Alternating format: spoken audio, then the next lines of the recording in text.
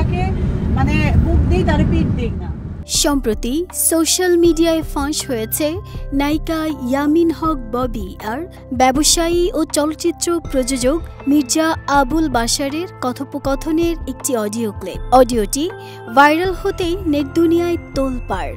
দুজনের ব্যক্তিগত সম্পর্ক নিয়ে শুরু হয়েছে জোর আলোচনা ও সমালোচনা। এলএমই সার্টিফাইড বিশ্বসেরা কপারে তৈরি ওয়ালটন কেবলস, যা আপনার স্থাপনাকে রাখবে সব সময় নিরাপদ। অডিওটিতে ববি ও বাশারকে একে অপরের প্রতি গভীর আবেগ প্রকাশ করতে দেখা যায়।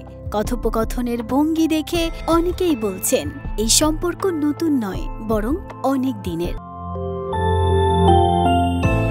নায়িকা ববি এর আগেও ব্যক্তিগত জীবনের নানা ঘটনায় আলোচনায় এসেছেন, তবে এবার বিষয়টি আরও আলোচিত, কারণ এতে যুক্ত হয়েছেন ব্যবসায়ী বাশার, যিনি নাকি দীর্ঘদিন ধরে ববির ঘনিষ্ঠ বন্ধু।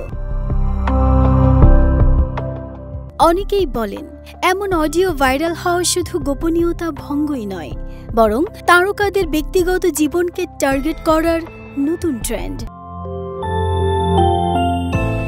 অডিও ফাঁসের বিষয়ে ববি মুখ খুললেও বাশার এখনো কিছুই জানাননি। কল রেকর্ড প্রসঙ্গে নায়িকা জানান, এসব কথোপকথন 2 থেকে 3 বছর আগের, এমনকি বিভিন্ন সময়ের কথাবার্তা জোড়াতালি দিয়ে তা বানানো হয়েছে। চিত্রনায়িকা ববি মনে করছেন কেউ ষড়যন্ত্র করে এমনটা করছে, তবে ভক্তরা অপেক্ষায় আছেন কবে তারা জানাবেন আসল ঘটনাটা কি। নাহিদার স্মৃতি, দেশরূপা।